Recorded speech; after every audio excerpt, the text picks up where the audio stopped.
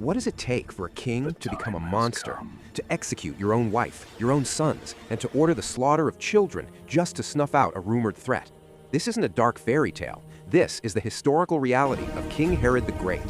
The Bible paints him as a paranoid tyrant. History confirms he was even worse.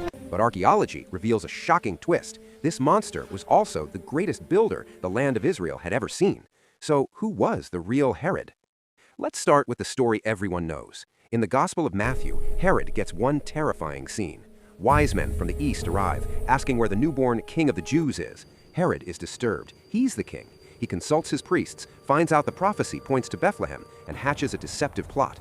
He sends the Magi as spies, telling them to report back. When they don't, his paranoia explodes into infamy, the massacre of the innocents. He orders the murder of every boy in Bethlehem under 2 years old, hoping the new Messiah is among them.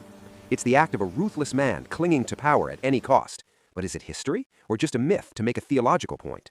Enter our star witness, the Jewish historian Josephus, and he doesn't just confirm Herod's capacity for evil, he expands it. Josephus records Herod executing his beloved wife, Marietta, his mother-in-law, and 3 of his own sons over suspected plots. Emperor Augustus reportedly joked it was safer to be Herod's pig than his son. This is the man. But here's where archaeology blows the story wide open. We can walk through Herod's mind because he built his insanity in stone. He built the fortress palace of Masada as a remote refuge. He constructed the Herodium as a giant artificial mountain, a combined palace, fortress, and, as discovered in 2007, likely his tomb. His most famous project? Remodeling the temple in Jerusalem into a wonder of the ancient world, whose western wall still stands. But his masterstroke was Caesarea Maritima, an entire gleaming Roman port city built from scratch. This was his true loyalty, not to his Jewish subjects, but to Rome. Every stone was a bid for legitimacy from an outsider king, desperate for glory and terrified of being overthrown. The slaughter in Bethlehem? For a king who killed his own heirs? It was a Tuesday. So who was King Herod the Great? He is the ultimate convergence of archaeology and ancient text. The Bible's villain, Josephus is paranoid murderer, and archaeology's genius builder. A man so complex that his legacy is literally set in stone, while his name is synonymous with brutality.